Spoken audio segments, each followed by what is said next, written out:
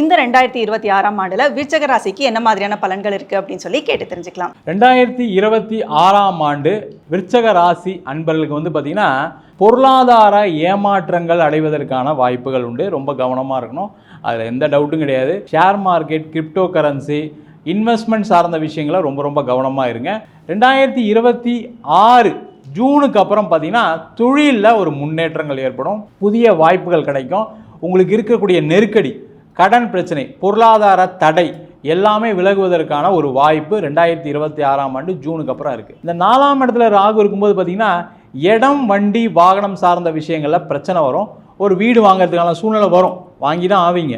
அப்போ ஒரு வீடு பார்க்கும்போது, இடம் பார்க்கும்போது ப்ராப்பர்ட்டி டீட்டெயில்ஸ்லாம் கரெக்டாக இருக்கா, ஒரு வாட்டிக்கு 2 வாட்டி லீகல் ஒப்பீனியன் வாங்கிட்டு பாருங்கள். அதே போல் இந்த 4ஆம் இடத்துல கூடிய ராகு, 10ஆம் இடத்துல கூடிய கேது வெளிநாடு வாய்ப்புகளை தேடி கொடுக்கும்.